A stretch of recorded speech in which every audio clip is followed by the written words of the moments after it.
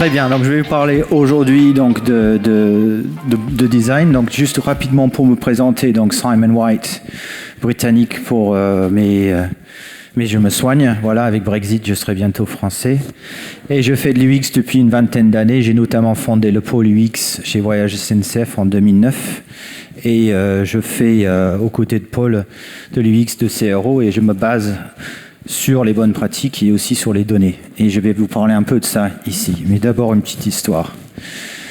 Je ne sais pas si vous vous souvenez, vous avez peut-être déjà vu ce film. Donc, il y a des rebelles qui doivent s'attaquer à l'étoile de mort. Excusez-moi, mais en français, je ne sais pas forcément comment tout s'appelle. C'est l'étoile de la mort, non, de Death Star.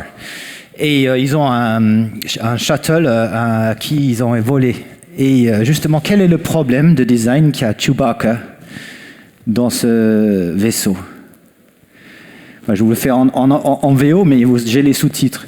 Han Solo, justement, Chewbacca se râle et Han Solo dit I don't think they designed it with a Wookiee in mind. Okay, c'était pas fait pour les Wookiees, ce vaisseau. C'est très important de savoir qui sera votre utilisateur. Bon, après, quand il a volé votre truc, vous vous en fichez qu'il s'est utilisé ou pas. Mais l'idée de base, c'est on va penser à qui va l'utiliser et on va mettre à l'épreuve, si possible, l'objet ou le site ou l'application pour que ce soit ciblé pour les bonnes personnes. Donc voilà, ici Seth Godin, donc, qui est très connu pour avoir écrit le livre The Purple Cow, la vache pourpre, violette. Everyone is not your customer. Donc, vous n'avez pas à plaire à tout le monde. Vous n'avez pas à plaire à tout le monde. Par contre, vous devez savoir à qui vous voulez plaire. Donc, effectivement, le bon design pour les bonnes personnes, c'est, comme dit Seth Godin, c'est très important de savoir. Donc, le design, c'est s'adapter aux cibles. Donc, qui est justement votre cible? C'est pas lui.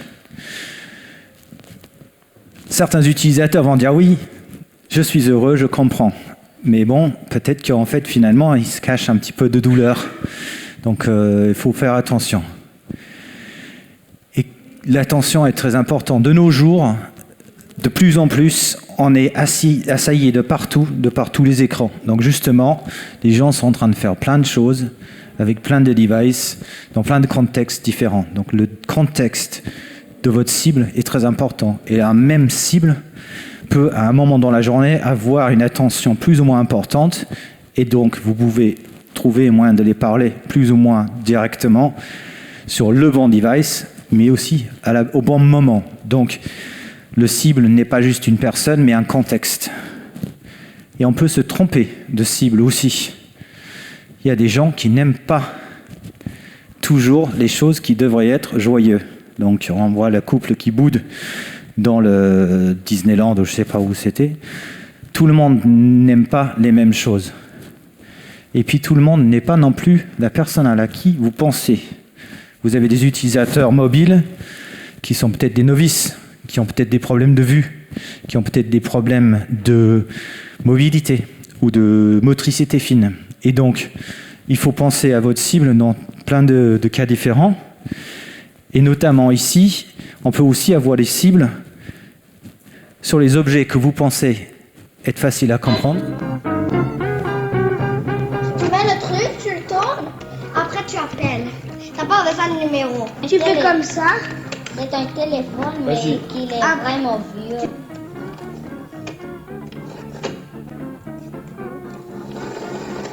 Walkman! What is this? I'll get wet.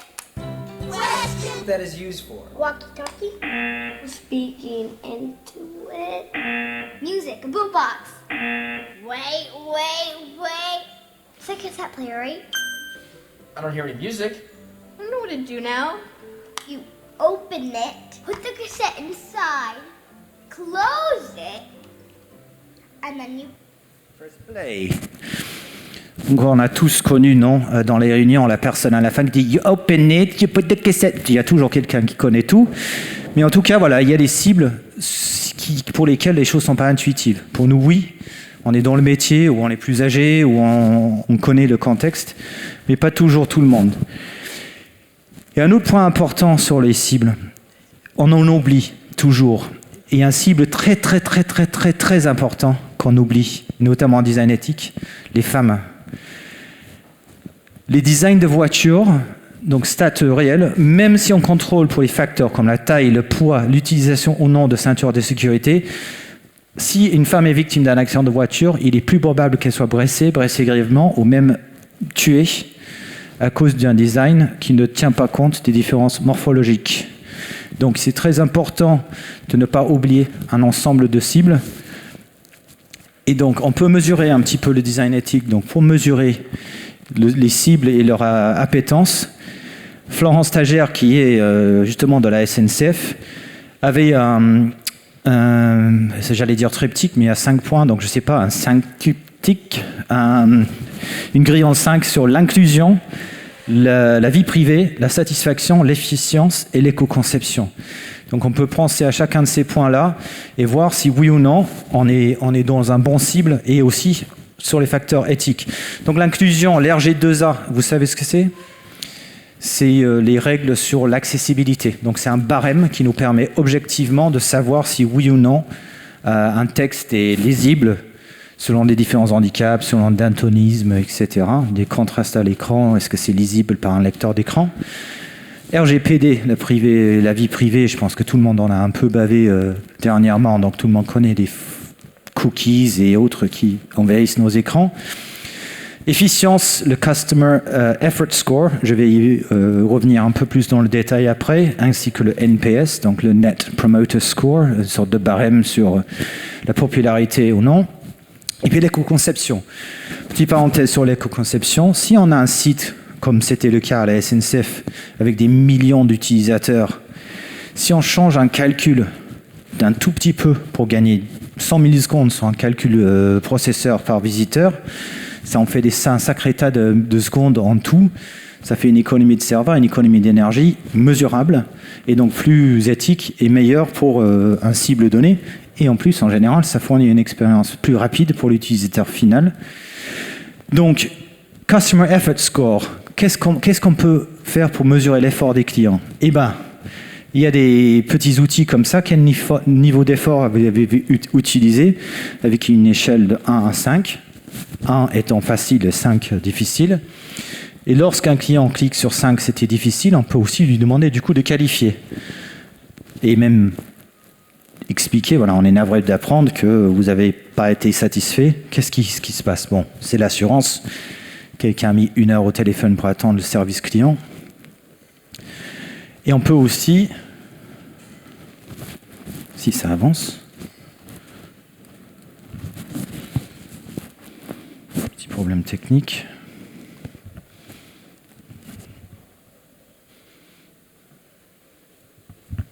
Voilà. On peut demander les éléments précis derrière par rapport aux notes. Est-ce qu'il y avait trop d'étapes ? Est-ce que le paiement était complexe ? Donc, on peut observer l'utilisateur. On peut lui demander de qualifier un peu son expérience.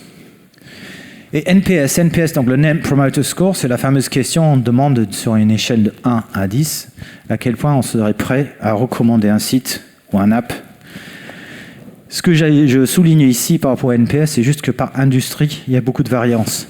Donc sur l'industrie aérienne, par exemple, il peut y avoir beaucoup de variance entre les NPS de négatif à positif, tandis que pour la location de voiture, la barème est beaucoup moins. Donc le NPS est important à qualifier également par rapport à l'industrie. Donc, faire les bons choix. Un design, en termes de choix, est très subjectif. Par contre, on peut sonder les utilisateurs sur un peu leurs impressions générales. Et une impression générale que les gens ils ont, c'est les couleurs. Donc, sondage. Quelles seraient les couleurs que vous choisiriez pour parler de la haute qualité ? Oui. Orange ? Bleu ? Noir ? Okay, bah, voilà, justement, en fonction de la cible, il peut y avoir des couleurs différentes. Noir et bleu sont les couleurs qui ressortaient le plus dans un sondage fait par un client, je ne me souviens plus, mais dans le luxe, justement. L'orange, bizarrement, allait plutôt pour ces cibles-là vers quelque chose de moins cher ou de peu cher. Par contre, Le peu cher est également lié au fun. Donc si c'est quelque chose de qualité et de fun, ça peut très bien convenir l'orange. L'essentiel est quand même de se dire, il y a un moyen aussi d'avoir les données, de qualifier un cible et de ne pas choisir les couleurs au hasard. Il y a des corrélations, il y a des points de départ que vous pouvez prendre pour tester une palette, et puis pourquoi pas tester en AB après. Des fois, il y a un produit qui sort qui a l'air d'être très satisfaisant. C'est plus grand, c'est meilleur, c'est iPhone X. Sauf qu'il y avait des gens qui râlaient, parce que, à nouveau, le cible féminin notamment, c'est trop grand pour des petites mains, et donc c'est insatisfaisant comme objet pour des cas très importants. Justement, des gens sont plantés avec un nouveau téléphone, parce qu'au même moment, Apple avait arrêté de vendre les petits modèles, la taille iPhone 5 et SE. Il y avait beaucoup de gens qui se retrouvaient sans solution produit. Donc, quelque chose de très myope de la part d'Apple que de ne pas avoir regardé si les petits téléphones étaient effectivement utiles pour certains types de cibles. Quelqu'un qui veut quelque chose qui se range facilement. Et notamment, on connaît bien en tant qu'ergonome qu'il y a des zones d'écran qui sont difficiles à atteindre. Donc, quand on tient le téléphone comme ça, dans la main gauche, quand on est droitier, parce qu'en général, on utilise l'autre main pour toucher, eh ben, il y a des zones qu'on n'arrive pas à atteindre. Et notamment, c'est très problématique si on veut prendre la caméra ou des fois répondre à l'appel, parce que c'est en bas de l'écran et c'est galère. Donc on peut aussi observer, donc, pour trouver un bon cible par rapport à un écran et pour bien le constituer, on peut faire une étude. Donc là, c'est un projet d'art, mais c'est intéressant pour vous mettre un peu dans l'idée.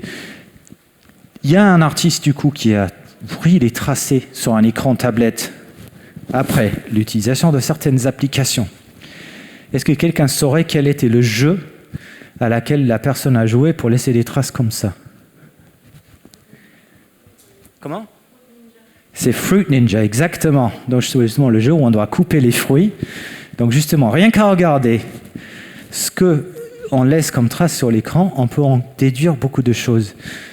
Quelle application? Là, on voit un peu le clavier, etc. Vous voyez? Non, c'est une application, c'est pas un jeu. C'est le mail, tout simplement. Ok, il y a l'objet ou l'adresse là, et puis on tape. Voilà. Un jeu. C'est pas Space Invaders, non. Il était très populaire il y a 2-3 années.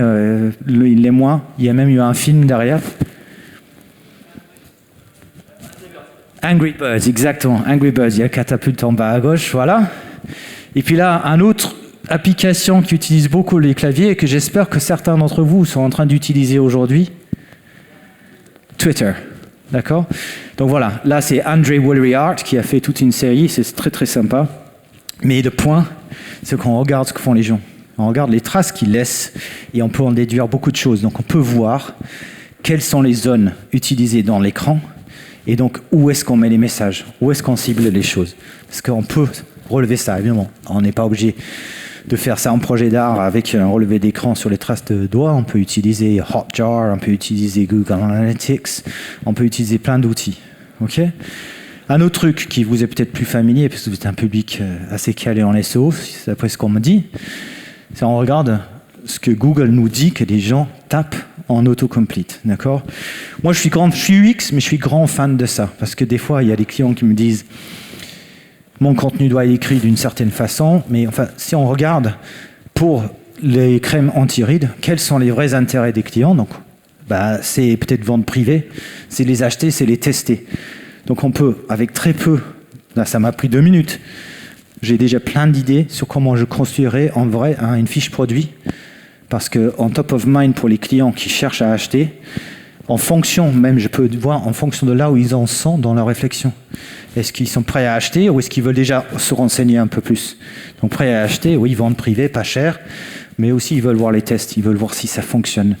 Et donc, il y a des outils magnifiques auxquels peut-être qu'un UX ne penserait pas, mais si ça lie correctement avec les différentes parties de la chaîne, il va mieux comprendre son cible.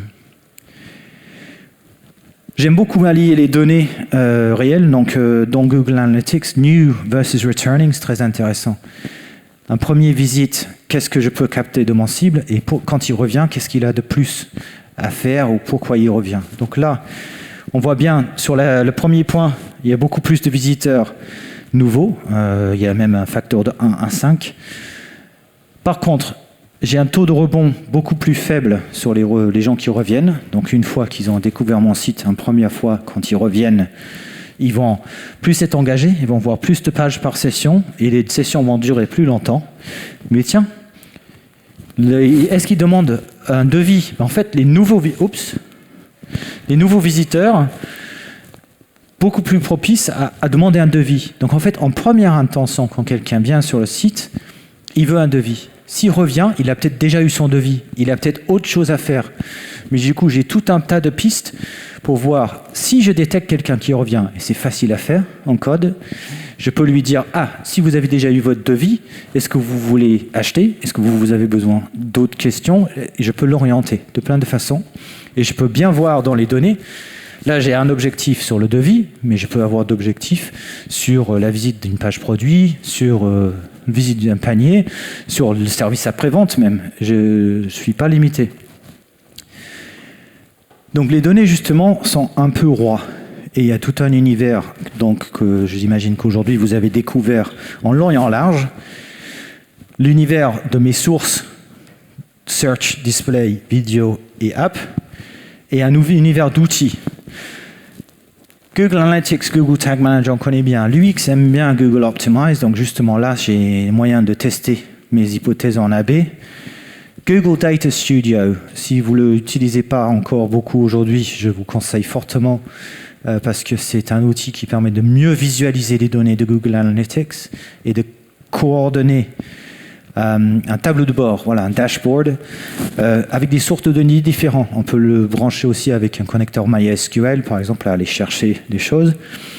Des sondages, Google Surveys, on peut aller demander à certaines parties de notre public, leur poser des questions, avoir des remontées. Attribution sur les différents canaux marketing, pour voir effectivement poser une vraie valeur sur différents canaux. Et puis Audience Center, qui nous permet même de commencer à personnaliser l'expérience. Donc, on peut devenir Google Data Superman en exploitant tous ces outils-là. Et surtout, il faut avoir du coup une stratégie. C'est-à-dire, on ne peut pas faire n'importe quoi, mais on a tous les outils déjà qui nous permettent de le faire. Et du coup, on doit commencer à réfléchir par rapport à ces cibles-là. Qu'est-ce qu'un cible dans tous ces outils-là? C'est un segment. D'accord? Un cible devient un segment, et un segment, c'est par exemple les gens qui ont comme passe d'atterrissage le blog. Ces gens-là, ils viennent pour du contenu, mais c'est peut-être pas des acheteurs de première intention. Je peux les mettre dans un autre segment. Les gens qui viennent avec le mot-clé de ma marque, je les mets dans un autre segment parce que ces gens-là, ils m'ont cherché, ils me connaissaient déjà. Donc je peux regarder à chaque fois avec ces segments-là quel impact ça a sur mes KPI. Comment mon rapport sur Google ou sur les visites, sur les pages les plus populaires, sur les user journey, donc les parcours utilisateurs, qu'est-ce qui change si je filtre par ce segment-là? Je peux même créer un rapport Google Analytics à part, filtrer sur un segment. Les big spenders, je peux apprendre beaucoup sur les gens qui commandent beaucoup. Qu'est-ce qui est dans leur parcours qui est peut-être remarquable? Pourquoi ils dépensent plus donc? Qu'est-ce qui est une page qui amène vers plus d'achats, qui marche bien? Et les KPI de business. Donc je termine avec celui-là parce que c'est très important. Vous pouvez envoyer un variable customisé à Google pour lui dire que j'ai commencé un essai gratuit. Ce segment-là, il faut le suivre, il faut le séparer du reste pour voir quelles sont à nouveau les pages qu'ils regardent, les KPI, comment ils sont impactés par rapport à ces différents segments. Et du coup, tous les autres cibles, vie privée à part, homme-femme, c'est un cible quand même d'office dans Google Analytics. Peut-être que vous allez voir que par rapport au genre, des gens, ils ont des comportements différents, des sections de sites plus ou moins populaires. Tout ça pour dire qu'il faut avoir une hypothèse. Donc nous pensons que si on fait quelque chose pour telle cible, on aura tel résultat. Ça, à la base de tout, si vous voulez mieux régner sur vos cibles, construisez une hypothèse et vous avez des outils normalement qui vous permettent de le savoir parce que vous allez voir les KPI ou les données pour répondre. Je vais juste prendre un peu d'eau.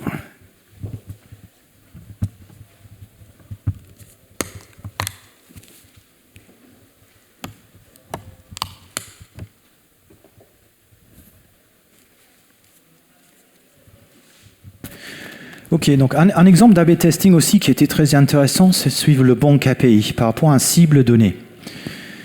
Il y avait une banque qui avait une page d'atterrissage qui laissait croire que leur offre s'appliquait à un public large. D'accord? Donc, landing page, vous êtes tous les bienvenus, on a une offre de compte magnifique. Donc, la page marchait très bien. Depuis la page d'atterrissage, la première étape de préinscription, ça fonctionnait très bien. Ça générait des leads sur la deuxième étape, mais les leads ne convertissaient pas. Donc, les conversions finales étaient moyennes. Quelle était l'erreur? Même s'ils poussaient un trafic très important sur les leads, les commerciaux n'étaient pas contents parce que les gens n'étaient pas qualifiés. Eh bien, il s'avère qu'il fallait avoir des revenus au-delà de 100 000 euros pour la famille et déjà être propriétaire. Donc, globalement, ça élimine déjà pas mal de monde. Donc, on se trompe de cible si on fait un public large. Par contre, ils ont reciblé la page sur les gens avec des revenus plus importants. Beaucoup moins de clics depuis la landing page vers la première étape, parce qu'il y avait toujours beaucoup de monde qui arrivait sur la page qui n'était pas bien ciblé. Par contre, ceux qui remplissaient le formulaire et généraient un lead, ces leads-là convertissaient très bien. Donc, si le bon KPI, c'était juste dans l'absolu taux de conversion de lead, le premier était gagnant. Mais en segmentant, en choisissant bien son cible, on voyait que le deuxième cible était mieux servi. Et en l'occurrence, c'était une simple question qui était « Est-ce que vous gagnez dans votre foyer fiscal, je ne sais pas comment ça s'appelle, plus de 100 000 euros, oui, non ?» Et bien, si les gens disent non, désolé, ce produit ne s'applique pas à vous. Et on ne perd pas de temps à les rappeler pour les vendre un truc qui, de toute façon, pour lequel ils ne sont pas éligibles. Donc, pour optimiser votre ciblage, on peut aussi regarder ce qui est acceptable. Donc, on a décidé d'un cible. On veut le cibler, on veut le trouver sur Internet. Qu'est-ce qu'on peut utiliser? Le sondage de Integral Ad Science nous dit les gens sont à l'aise, plus ou moins, pour un tiers. Les gens sont frileux de façon générale par rapport au ciblage. Donc, un tiers, c'est déjà bien. S'ils sont OK par rapport pour voir les produits qui sont alignés avec ce qu'ils ont déjà acheté ou leur historique de navigation. D'accord? Donc, si vous voulez cibler quelqu'un, prenez ces points-là, pas de problème. Ça commence à flipper. Une personne sur 8 n'est pas à l'aise de voir que ses amis ou ses connexions achètent ce produit-là, donc ce serait peut-être bon pour eux. Donc peut-être dans quelques cas Facebook, ça tient encore la route que les amis proches qui achètent ça, c'est bien, c'est une assurance, c'est validé socialement avec mon réseau, mais ça fait flipper quand même les mondes. La publicité est pertinente par rapport à ce que vous visitez ou ce que vous êtes en train de lire. Donc si vous visitez un site sur les voitures et qu'on vous donne les pubs sur la dernière Volkswagen, ouais, ça tient. Si vous êtes en train de lire dans Le Monde, dans Le Figaro, un article sur la sécurité dans les voitures, vous êtes peut-être encore OK et d'accord de voir que c'est lié à une pub pour la dernière Volkswagen, surtout si ils disent en plus on a recherché et c'est plus sécure pour les femmes parce que morphologiquement on a bien fait nos recherches. Et la géolocalisation pour un quart de gens, ça leur va encore. Donc il ne faut pas partir sur les plans sur la comète, sur les ciblages ultra sophistiqués. Restez sur les bases et en plus sur là où les gens sont à l'aise. Il y a un cas en point. Il y a un des ciblages qui marche très bien pour ratisser très très large, mais qui ne vont pas forcément vous faire beaucoup de ventes. Est-ce que vous connaissez Banana Lotto ou Banana Lotto? C'est un site de jeux gratuit où on peut s'inscrire pour remplir les grilles, comme pour le loto, gratuitement. Et ce site-là, c'est une force de ouf pour vous amener du trafic sur votre site. Mais est-ce qu'il est bien qualifié? Eh bien non, parce que, évidemment, les cadeaux sont financés par clic sur vos pubs. Donc, les gens qui jouent au loto gratuit, ils vont cliquer sur votre pub pour valider leur grille. Ils n'ont rien à faire de votre produit. Donc, il ne faut pas non plus, c'est un peu extrême, mais c'est un bon cas. Banana Lotto, ils peuvent générer littéralement des millions de clics, mais ça ne sert à rien. Ce n'est pas votre cible. C'est exactement l'inverse. Donc, c'est pour ça que je les cite. Je les veux rien, hein. Je les veux du bien, Banana Lotto, super, mais voilà. Donc, quelles sont les choses à retenir par rapport à tout ça pour trouver une sensible? Premièrement, il faut regarder ce que font vos utilisateurs. Ils ont toujours des choses à vous dire. Et en plus, le testing utilisateur est fédérateur. Si vous faites un test et que vous montrez la vidéo de test à l'équipe projet, ou encore mieux, surtout avant, quand on réunissait plein de gens dans une petite salle pour observer en vrai derrière un miroir son teint quelqu'un qui utilisait le site, si on voit quelqu'un galérer à utiliser une page qu'on a conçue ou un site ou une application qu'on a conçue, on a envie de l'améliorer, on a envie de corriger. Et les développeurs aussi, ils adorent ça. Ils adorent être motivés parce que de voir déjà que les gens utilisent ce qu'ils ont construit et aussi de voir que, je vous ai bien dit que cet écran-là, j'étais pas trop d'accord et voyez, quelqu'un qui galère pour l'utiliser. Et ben, il est hyper motivé quand il voit quelqu'un dans ce vrai cas-là. Donc c'est fédérateur pour toute l'équipe. Toutes les cibles ne se valent pas. Okay? Everyone is not your customer. La première chose qui est importante pour un cible, pour vous, c'est de définir votre cible. Le trajet que vous allez faire pour comprendre réellement qui est votre cible et de valider derrière que ce cible-là achète, donc pour l'affiner, pour savoir que dans les données, votre cible, pour lui, il est en adéquation. Donc, vous pouvez définir un cible, vous voulez cibler, je ne sais pas, la manager de 40 ans, mais peut-être que ce n'est pas la manager de 40 ans au final qui achète votre produit. Mais vous allez peut-être le trouver en analysant vos données, en gardant vos hypothèses. Donc voilà, j'ai fait peut-être un peu vite, mais juste un dernier point du coup, et qui nous amène vers la question Mug et vos questions. Les gens sont toujours, il y a toujours un qui est à contre-courant. Donc il y en a toujours un qui n'est pas rangé de la même façon. Et les gens qui utilisent vos sites, vos applications, c'est pareil. En tout cas, oui, merci beaucoup pour votre attention. Et bonne soirée.